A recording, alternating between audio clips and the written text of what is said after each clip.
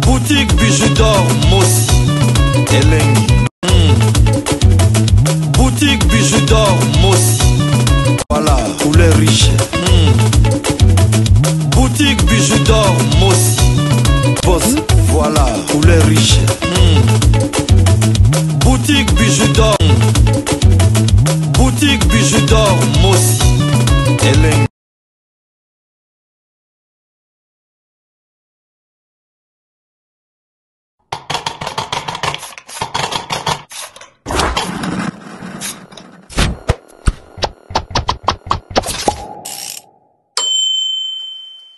Bonjour, bonsoir, na mutu nyonso oya kozwa occasion ya kolanda émission na ngala mkola lelo nga ndekola bino ya mwasi na kombo ya Bijoux d'or. Lelo nga mama Bijoux d'or na sepeli ka pona koya kosala mwa analyse mukie. Kosala analyse na nga ezali nazomeka kotala nanu divorce ya papa chéri na notre sœur Amida. Et puis nazoya lisusu kotala divorce ya Koffi Olomide na notre sœur na kombo ya Alidor. Kotala ba divorce na bango surtout baza ba star, papa chéri aza star a munene, Koffi Olomide pe aza star a munene. Siko na ba divorce na bango mibale. Nani vraiment a respecté mama ya bana na ye, c'est papa chéri. Notre frère na kombo ya Koffi Olomide star na biso mboka. Elo ni lezo sala ye pona apesa toujours batuka batualité. Azo fungola kaka ba porte eza nini. Jibe Mpiana pe aza na bana, Koffi pe aza na bana. Tala comportement ya bana ya Jibe Mpiana, tala comportement ya bana ya Koffi o na kombo ya oyo na kombo ya Didi Stone. Tout le monde a toujours papa chéri, azala kana Amida lisusu te mais azala toujours na bana na ye. Pourquoi pas notre star na kombo ya Koffi Olomide côté na ye ezabongo. Papa chéri a garda toujours silence. Papa chéri atikala koloba eloko te. Papa chéri le carapé na ba interview. Papa chéri jamais a tout est là.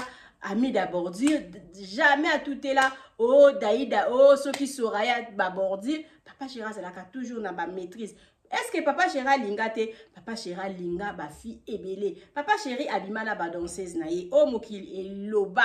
Mais ye atikala jamais koleka la TV pour na koloba ke na bimana danseuse bena bala danseuse bena sala we non. Papa chéri abota tina danseuse. Soki mona ntuka bimaki pour na kosala ba murmure te. Mais tam sou mokili to tikala kana ba soupçon mais to nga kitoyeba eloko te.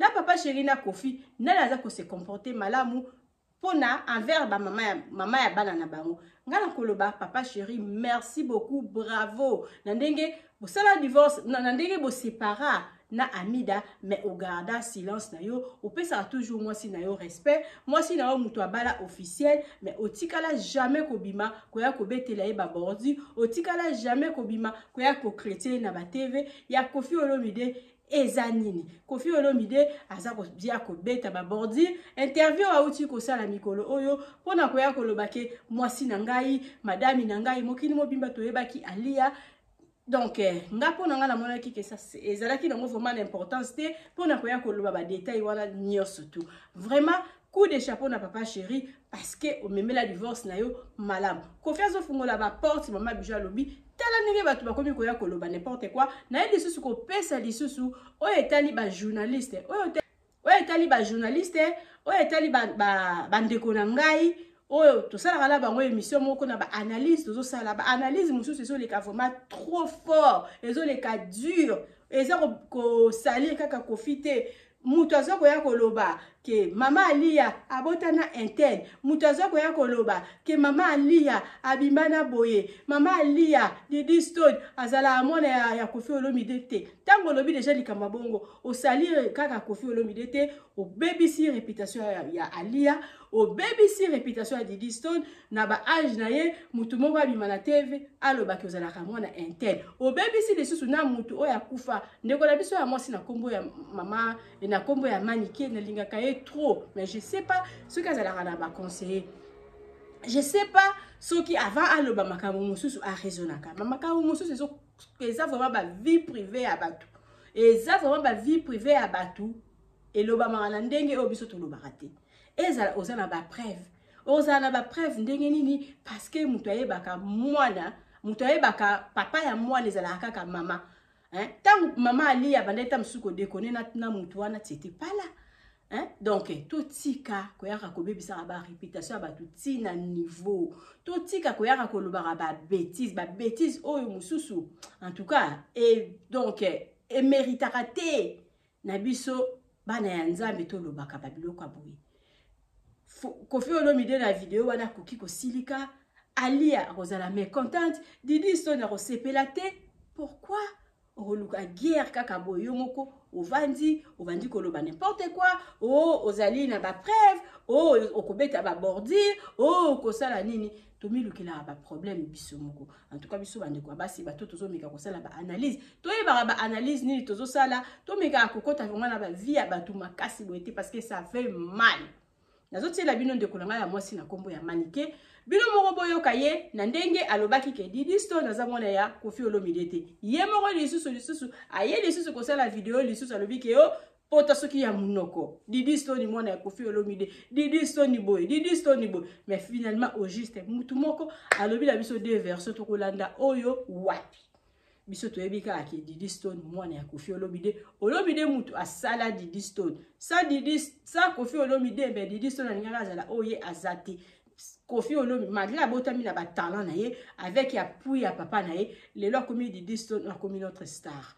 yango wana to garder kaka image wana parce que eza malamu te ko bebisaka ba réputation ya ba famille ya batu ko bebisaka ba image ya ba famille ya batu mama Lia alobaka te abimaka na ba interview te agarda calme na ye bandeko bakomi kofinga ye bandeko bakomi kosalela ye analyse nyoso tu wana kaka pona nini pona Kofi Olomide mutu afungoli ba porte botala ndeko na biso ya mwasi na kombo ya manike mama Bijou alobiso ko sepeli na video na ngai te donc lisolo na lisolo betama na ndenge nango ngala ngai na pesa kaka conseil na bandeko na biso bozo sala ba analyse to tika kochuba baninga penza balikonga na katikati ya motema oya kozwa mabe moko boyebi place nini mabe wana euti te parce que blessa mutu moko na TV ce n'est pas gentil et puis Kofi Olomide garder penza dignité na yo hein oza mopao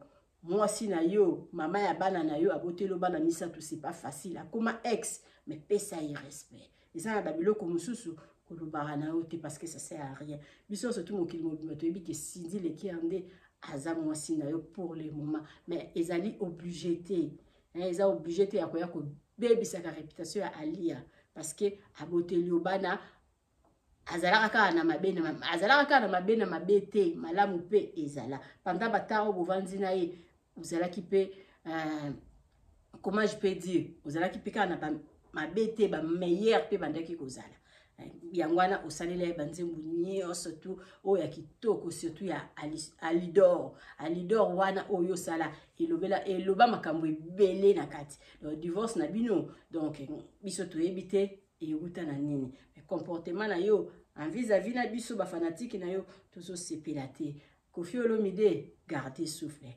otala manike et puis tokutani malasima olingo kende congé na ki tozala na adresse kaka moko adresse na biso eza na matongi na Irebu à 37 mama Bijou lobi osala séjour ya bien na moins cher contacter ba chambre na biso bandi à partir ya $15 otala manike puis na suka tala publicité ya auberge na biso benga mama Bijou osala réservation na yo okozala jamais d'ici mama Bijou lobi biso nde mosala biso nde makambo ciao kapir ngandu na otanga komona elebu ali ya mwasi alebu kabuya lebu siko alingaka deba balingaka basa mikolo mama mpona momo lebu ye wana lebu kabuya papa Shandi ya misapi ya pembe ya boga garçon personne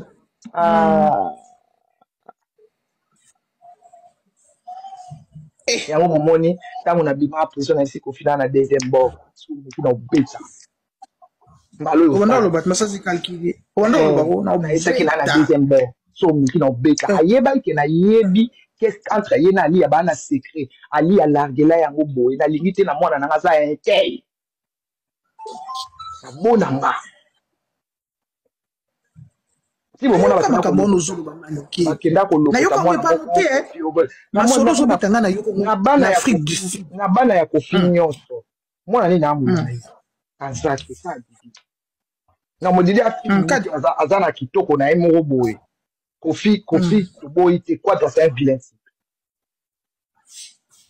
ok Didi azwa aliate azwa nani kasi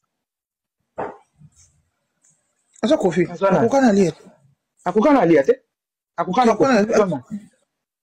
azwa aliate kana pembe elongi na wana ya bundu wana ya miso kitoko wana ya nani ok ya botala ko Didi mabe botala ke bien te botale bien Didi mwana ana ko bota makana mobali aza kitoko mobali ya mabe te neti kofi il faut papa na ya kitoko mobali ya kitoko baboti na métis ko ali ande babunisa mwana lokwa Didi ya kitoko ya mulai ya belle ok oui ok c'est ko papa chandi na misapi ya pembe ya kitoko kofi aza mwindu Didi akokoza pembe ndi watu omoni te ba delpe o ba mwindu Didi ndi na pembe makasi ndi wana ok bon diboye ko bon mwana so azoba to yaki kishasa kala mais yemo kofi nga yebi ngoko yango bofo na cancer ya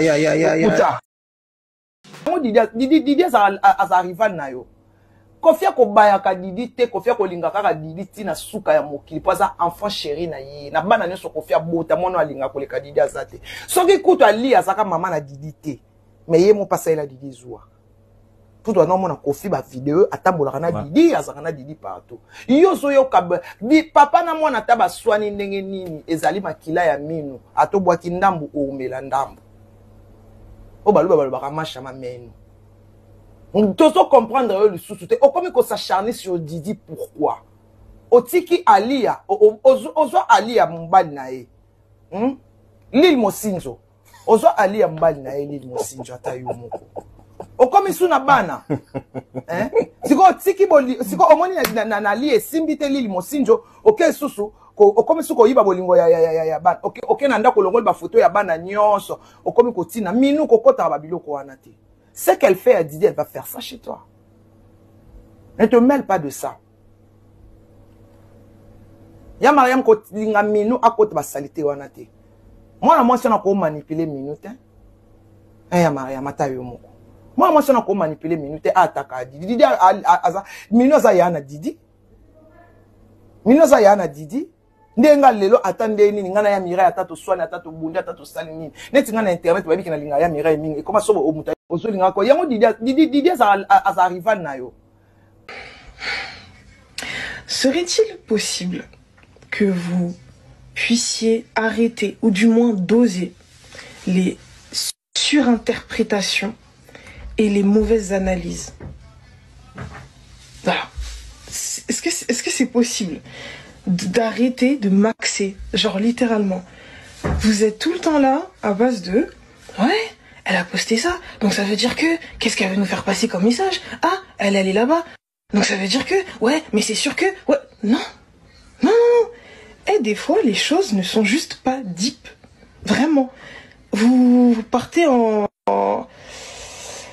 voilà, quart de tour, je sais pas comment je vais appeler ça.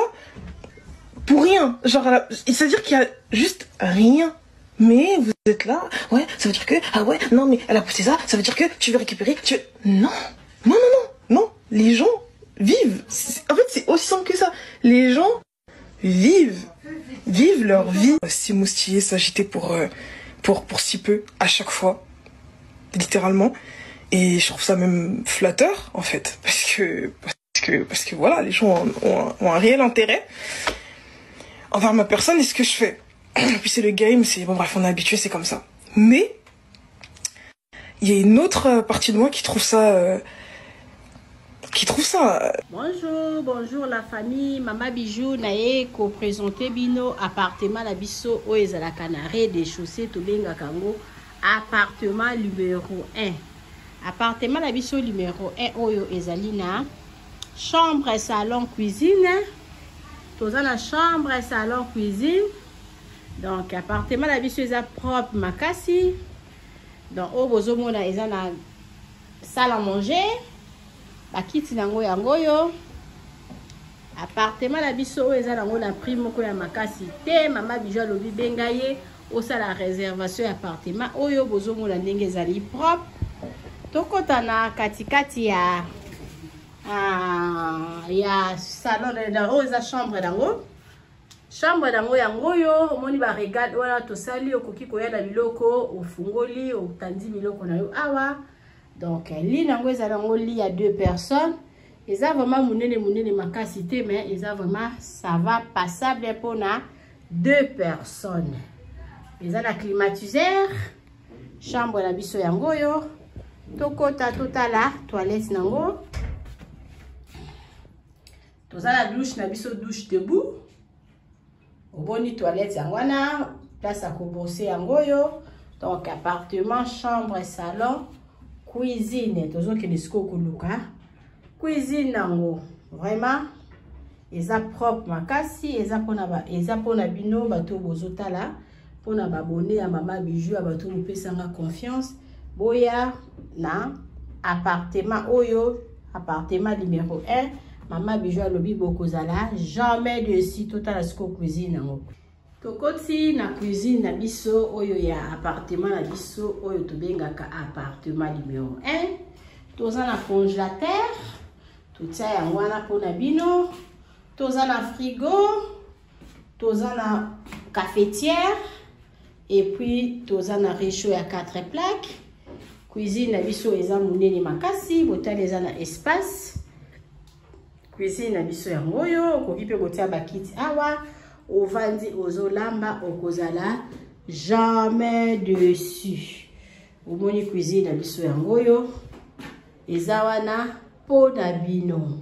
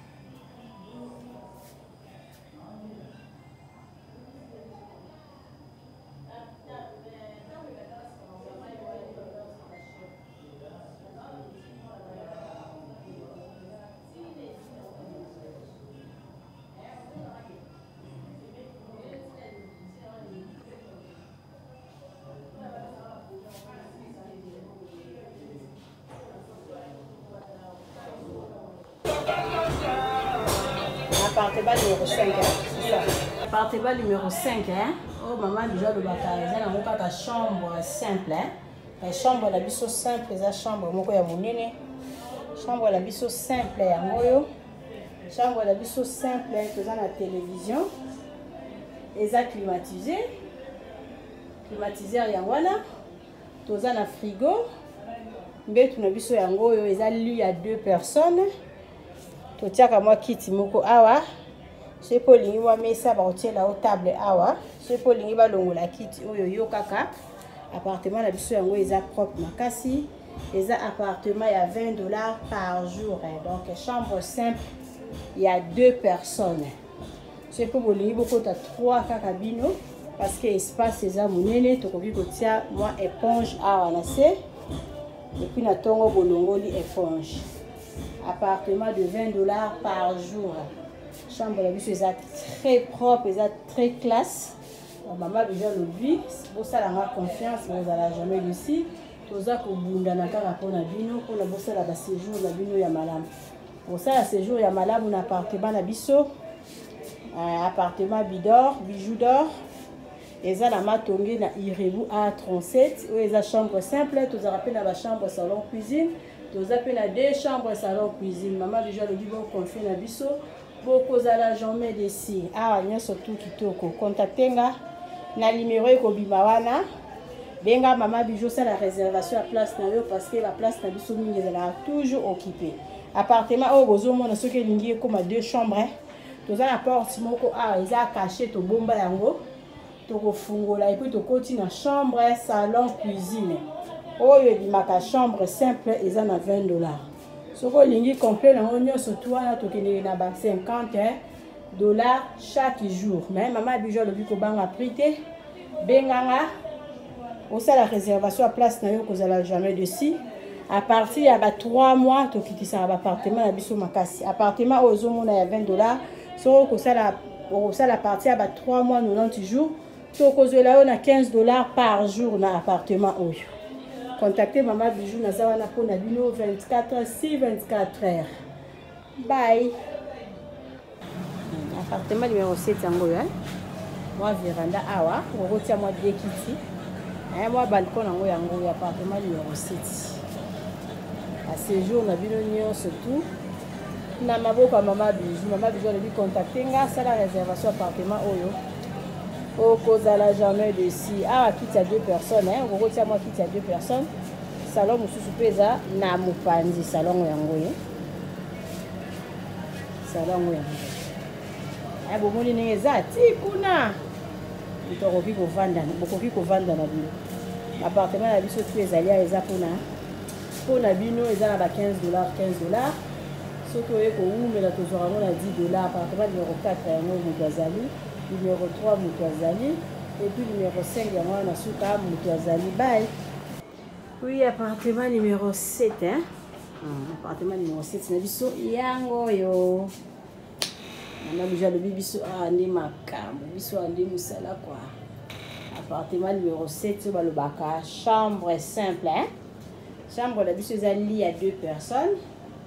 Appartement la biso bomoninga za propre makasi hein. OK. Appartement où on a séjour ya ebélé. Il y a na $15 à pamba. Donc un bon meublé quoi. Pour ta toilette non des propre. Bon moni toilette non. Et avec $15 à pamba, ce que ça la plus de 3 mois. À partir de 3 mois. On peut ça maman bijou kaka $15. Moins de 3 mois on peut ça $20. Mais kobanga na ote maman bijou solara bien quoi. Kana mbo wana ya moke ya kana mo tokozwa appartement numéro 7 na biso yango yo mama déjà bien andi suka mali les na kati ya chambre pardon benga mama bijou sala réservation à chambre na yo oyo okozala jamais ici appartement numéro 7 ezala na moi na bima libanda na laksabino moi véranda esiko koki kovanda. Merci. Sika eye na kati ya matonge. Auberge na biso ezali wana pona ba séjour na bino. Botala ndenge mama bijou abongiseli bilo place ya kitoko ya kolia. place na biso ya détente toza na malewa oyo tolambaka kitoko na kati mama Nadine azozela bino botala tokoti na appartement numéro 5 oyo mama Lubiju alobaka chambre ya pamba. Chambre ya pamba na biso toza na douche, debout ya propre, toza na lit à 2 personnes, toza na climatiseur, tokoti na appartement numéro 3 oyo pe lisusu ezali kaka chambre ya pamba. Na kati ya appartement numéro 3 eza na TV, eza na frigo, eza climatisé, eza vraiment propre makasi botala toilette nango. Appartement numéro 5 oyo tokotaki liboso bomoni sikoyo tokoti na kati ya salon oyo tobenga yango appartement numéro 6. Appartement numéro 6 oyo ekomaka 2 chambres na appartement numéro 5. Botala cuisine na biso ndenge eza kitoko. Toza na ba chambre salon cuisine, toza na chambre salon cuisine, toza na 2 chambres salon cuisine, toza pe na ba chambre simple. Botala place tobongisi pona koya kosala mwa repo bapa ya koya kovanda. Botala appartement na biso ndenge eza kitoko. Appartement numéro 1 oyo tokoti na kati ezali appartement moko donc eza na rez-de-chaussée, eza na $40 par jour. Soko koya ko umela mama Biju alobi kobanga te mama Biju asololaka na ye kitoko. Botala appartement na biso ndenge eza kitoko. Botali toza na salle à manger, botali bakiti na biso ndenge ezali propre, botali cuisine na biso ndenge eza kitoko, ndako na biso eza kitoko, sécurité eza assurée. Mama Biju alobi benga ngai okozala jamais d'ici. Botala ndenge mama Biju abongiseli bino ba appartement na biso. Mama Biju alobi mbangu de pe malembe tokokoma. Botala mosala na biso ndenge ezotambola kitoko. Mama Biju alobi toza na problème ya maïté, toza na problème ya courant, toza na départ unique, toza na groupe. Tema na yo ba appartement na biso to bandi à partir ya $15 seulement aux 8 chambres na yo ya kolala ya bien. Soki pe okoya koumela koleka ba 3 mois chambre wana ya $15 tozorango kaka na $10 balobi ya boye bozwi wapi soki kaka epa na biso na matonge na Irebu A37 te. Mama Biju alobi solution eza epa na biso aboye nanu ezala te. Tosaleli bino boutique na kati ya auberge. Mama Biju alobi asali boutique na ye na kati ya auberge. Okoki kozala na posa ya komela vin okozwa vin na kati. Obosalaki mwa dodora na yo na poto okomona dodora na yo na kati ya auberge na biso. Mama Biju alobi obosanaki kado kobanga na yo te. Mama Biju azweli bino solution na kati ya auberge na biso oyo eza na matonge na Irebu A37. Botala ba ombia, botala ba savon ya ombia ya mbuma, ya ombia ya mai. Botala mama Biju atie ba maquillage na tie ba anti-age. Mama Biju alobi kobongisa loposo eza place mosusu te kaka na matonge na Irebu A37. Olingi osombela mutu mwa montre ya kopesa mutu kado okozwa na kati ya auberge na biso na boutique na biso oyo eza na matonge na Irebu A37. Mama Biju alobi biso nde makambo tala toza na ba maquillage, toza na ba dentifrice okoki kobosa na dentifrice na poto okozwa epa na biso tozali na ba papier mouchoir oyo ya original euti en direct na Allemagne. Botala toza même na ba bande hygiénique. Mama Biju alobi boutique na biso nde makambo. Boutique na biso eza na matonge na Irebu A37. Okoki kobosa na yo chargeur na yo na poto kobanga na yo te. Mama Biju atie tina ba chargeur pona ko charger téléphone. Mama Biju akanisi bino na nyonso toza na ba coton-tige, toza na nyonso okoki kobosa na eloko na poto kobanga te. Kaka place okolala place okosomba biloko. Epa na biso totekaka pirate te. Botala biloko na biso ndenge eza kitoko. Oza na posa kosala mutu kado yo oza na poto contacter Mama Biju na numéro 1